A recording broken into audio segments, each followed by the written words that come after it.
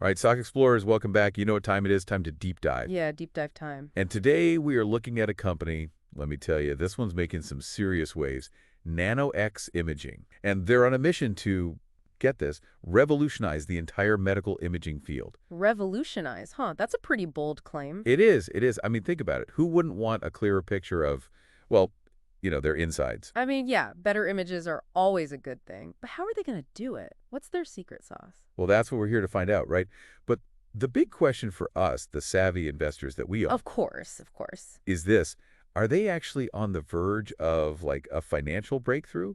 Or are they headed for, let's be honest, a crash landing? Yeah, that's the million-dollar question. Lots of potential, but also, lots of risk. It's a bit of a tightrope walk, I'd say. It is, it is. But that's what makes it so interesting, right? So to break it down, they've got this, like, flagship product, the NanoX.ARC. Okay, the NanoX.ARC. I've read a little bit about that. Isn't that supposed to be, like, way cheaper than a regular CT scanner? That's what they're saying. And not just cheaper, but smaller, too, like potentially even portable. Hold on, portable CT scans? That sounds kind of like Star Trek stuff. Isn't that a bit far-fetched? Well, that's what I thought at first, but they're using this, I think it's called cold cathode technology. Oh yeah, cold cathode. That's different from how traditional X-ray machines work, right? Yeah, the traditional ones use heat to, like, generate those X-rays, but this Nanox.RC, it uses these tiny little carbon nanotubes or something. Right, so no big bulky heating elements or cooling systems. That's why it can be so much smaller. Exactly. And it uses way less energy, too, which is good for the planet and, the bottom line. Yeah, sustainability and cost savings, that's a winning combo. It is. It is. But okay, I'm still a little fuzzy on how they actually create those 3D images. Is it like magic? Not magic, but pretty darn close. They use this thing called multissource 3D tomosynthesis.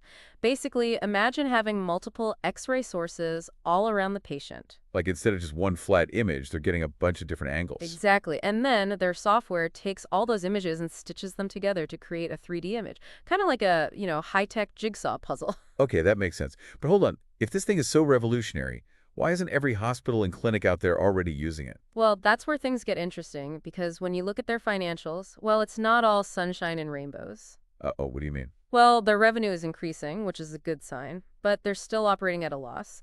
And here's the kicker. Most of their revenue is coming from their AI services and teleradiology, not from selling the NanoX.ARC itself. Wait, so they're making money from the software and services, but not the actual hardware they're promoting.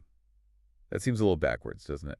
Yeah, it's a head-scratcher for sure. I mean, if this machine is really as amazing as they say it is, shouldn't hospitals be lining up to buy it? Exactly. So either hospitals are, like, really hesitant to adopt this new technology, Or or maybe NanoX is having some trouble actually getting those machines out there, like manufacturing and distribution issues. right, right. Or, and I'm just throwing this out there, maybe the technology isn't quite as groundbreaking as, well, as they're making it out to be. It's possible. It happens. Sometimes the hype gets ahead of the reality.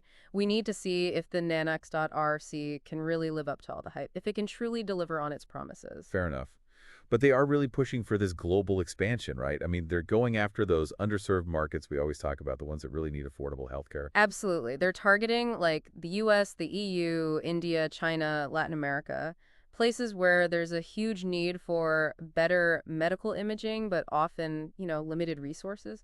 Right, right. So if they can get a foothold in those markets, I mean, that's a massive potential customer base, right? Huge. And if they're the first to bring this kind of technology to those areas, well, that's a major advantage. But it's a big if. Yeah, I was just thinking that. It's a huge if because, let's be real, those are some super competitive markets. You've got the big players, the GEs, the Siemens, the Philips of the world. Yeah, the giants. And they have deep pockets, established relationships with like every hospital and decades of experience. NanoX is going to have to, really fight to gain market share. And speaking of fighting, didn't NVIDIA recently sell off their stake in NanoX? That's got to be a red flag, right? I mean, NVIDIA is a tech giant. If they're not confident in NanoX's future, well, maybe we shouldn't be either.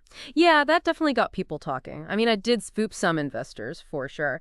But remember, NVIDIA's stake, it came from a previous acquisition, not because they were, like, strategically investing in NanoX. Okay, so maybe not a death knell, but still a little unsettling, especially when you consider that they're burning through cash like crazy, right? Oh, yeah, their burn rate is, well, it's high, let's just say that. And they're relying on this this paper scan business model. Right, right. We talked about that earlier. The hospitals and clinics, they don't actually buy the machine. They just pay a fee every time they use it. Exactly. It lowers the upfront cost for healthcare providers, but it's a gamble for NanoX. If they can't get enough units out there generating enough scans, well, they're in trouble. It's risky. And then you add on top of that the competition, the need for more cash, the potential for dilution.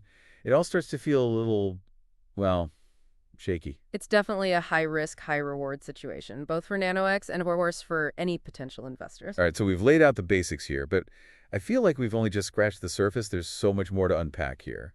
Yeah, definitely. We need to dive deeper into their technology, understand how it actually works, and really get a grip on how they plan to compete with those industry giants. Absolutely. And what about those international markets? How are they going to navigate all those different those regulations and healthcare systems and all that? It's a lot to take on. It is, it is. But hey, that's why we call this a deep dive, right? That's right. So let's take a deep breath and dive right in. It is, and it makes understanding their technology even more important. Yeah, for sure. We've been throwing around this term cold cathode, but I think we need to break it down, for the average person out there who's like, what is that? What does that even mean? Exactly. Let's get into the nitty-gritty. So imagine I'm a patient, right? I go in for an x-ray.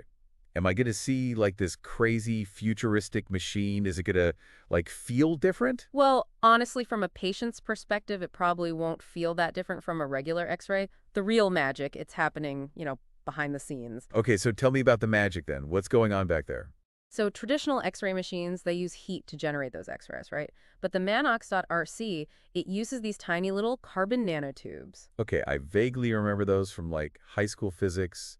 Carbon nanotubes, right. But why are those so special? Why does that matter? It matters because it changes the whole game. First of all, it means the machine doesn't need those bulky heating elements or those giant cooling systems, right? Ah, okay. So it can be much smaller. Exactly. Way smaller, way more portable. And second, it uses way less energy, which is good for the environment, good for costs. It's a win-win. Yeah, sustainability is always a plus. So it's smaller, it's more energy efficient.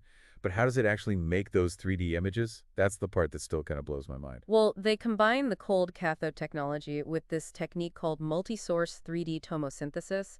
Basically, imagine you have multiple X-ray sources all positioned around the patient. So multiple cameras taking pictures from different angles. Exactly. So instead of just one flat image, they're getting a bunch of different perspectives.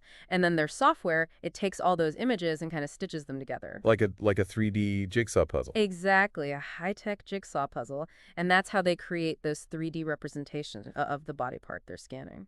That's pretty wild. But you said earlier that the NanoX.RC, it's not meant to completely replace CT scans, right? Right. It's not about replacing them entirely. It's more about, bridging a gap. A gap. What do you mean? Well, think about places where those big, expensive CT scanners, they're just not available. Or they're just too expensive. Right, like rural areas, maybe developing countries? Exactly. So in those places, the NanoX.RA, it offers a huge step up from those traditional 2D X-rays. Okay, so it's not necessarily about being the absolute best, the most cutting edge. It's about making those advanced imaging techniques more accessible. Exactly. It's about reaching those underserved communities, giving them access to better healthcare. I see. That makes sense. But, okay, let's be real. Even if it's cheaper than a CT scanner, it's still got to be a pretty hefty investment for a small clinic, right? Or a mobile unit. Right, and that's where their paper scan model comes in. Instead of buying the machine outright, those hospitals and clinic, they pay a fee for each scan they perform. Oh, right. We talked about that earlier. But I got to be honest, I'm still a little fuzzy on how that actually works in practice. Can you walk me through it? Sure. Let's say you're a doctor, right? And you're in a rural clinic. Okay, I'm a doctor in a rural clinic. And you want one of these NanoX.ARCs. You wouldn't actually buy the machine, NanoX. They would install it in your clinic.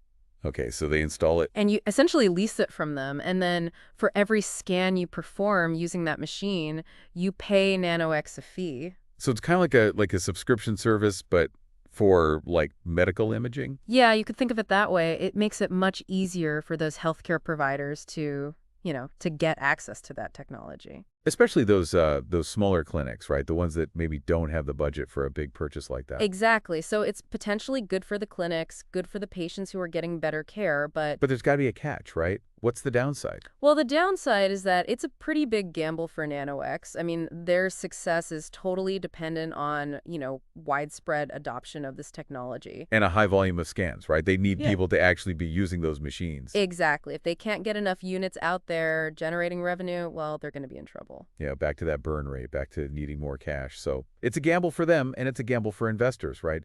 But hey, as they say, high risk, high reward. That's the name of the game, isn't it? But speaking of risk, let's not forget about the elephant in the room, the competition. Oh yeah, those big players, the GEs, the Siemens, all those guys. Yeah, how can NanoX realistically compete with companies that are already, dominating the market? That's what I keep wondering.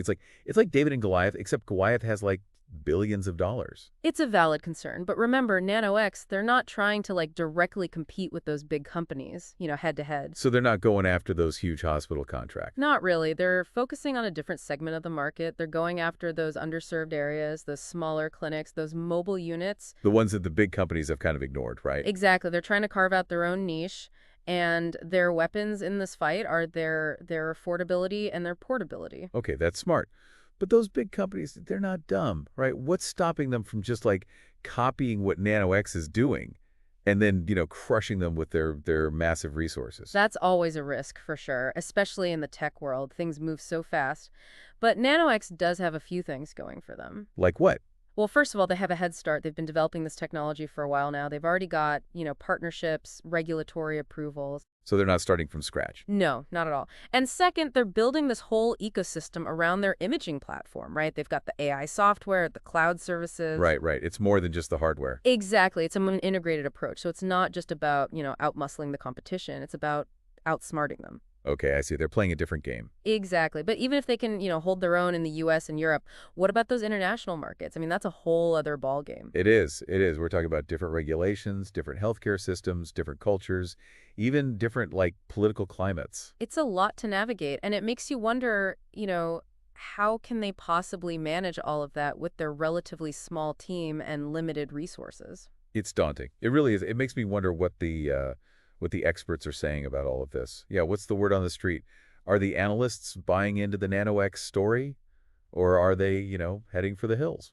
Well, it's kind of a mixed bag, honestly. You've got some analysts who are super bullish on NanoX. Really? They're all in. What's making them so optimistic? They see NanoX as a disruptive force, a real game changer in the medical imaging world. Okay, I'm listening. They're pointing to the huge need for affordable imaging, especially in those emerging markets. They think NanoX has a real shot at capturing a big chunk of that market. So it's all about that first mover advantage, being the first one to bring this kind of technology to those underserved areas. Exactly. And they're also excited about that paper scan model. They think it could totally change how imaging services are delivered and paid for. Yeah, that part is pretty interesting. If it works, it could be a win-win for everybody, right?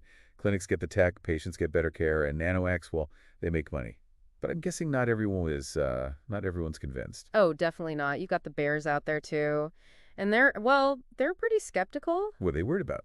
They're not sure if NanoX can really deliver on all their promises, especially when it comes to scaling up production and distribution. So it's nice idea, but can you actually make enough of these things and get them where they need to be? Yeah, that's a big part of it. And they're also worried about that paper scan model. They see it as, unproven, risky. Yeah, what if hospitals don't buy into it? What if they just stick with the old way of doing things? Right. And what if the volume of scans just isn't high enough to generate the revenue they need? It does seem like there are a lot of what ifs here. There are. And let's not forget about the competition. Even if NanoX can get a foothold in those emerging markets, what happens when the big guys decide they want a piece of that pie? Yeah, those big companies, they're not going to just sit back and watch, are they? Nope. And the bears are worried that those established companies could easily, just copy what NanoX is doing or just undercut them on twice. It's tough being the little guy, isn't it? Especially when you're going up against those giants. It is. And of course, the bears are also focused on those financial red flags we talked about, that high burn rate, the need for more capital, the possibility of dilution. Right, right. It's a lot to juggle. So we've got the bulls, we've got the bears. Where does that leave us? Is there a middle ground here? There is. You've got some analysts who are taking a more, cautious approach, a wait-and-see attitude. Okay, so they're not ready to, like, go all in, but they're not writing NanoX off completely either. Exactly. They see the potential, but they need more proof. They want to see those deployment numbers go up. They want to see revenue from the imaging systems start to climb. They want to see results, Yeah, basically. exactly. They're willing to be patient, but, only to a point. Fair enough. So we've got a lot of different opinions swirling around here. It sounds like NanoX is a pretty complex story. It is, and that's what makes it so fascinating, right? It's a company with a bold vision, potentially groundbreaking technology, but also a lot of uncertainty.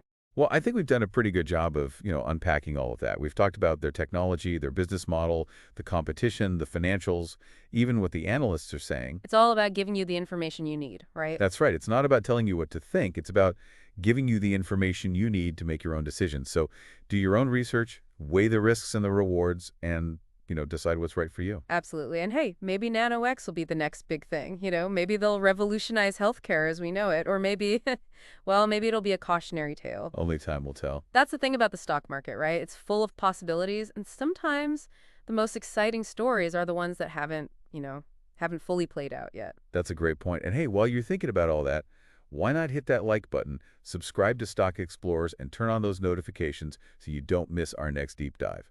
We'll be back soon with another fascinating company ready to break it all down for you. Until then.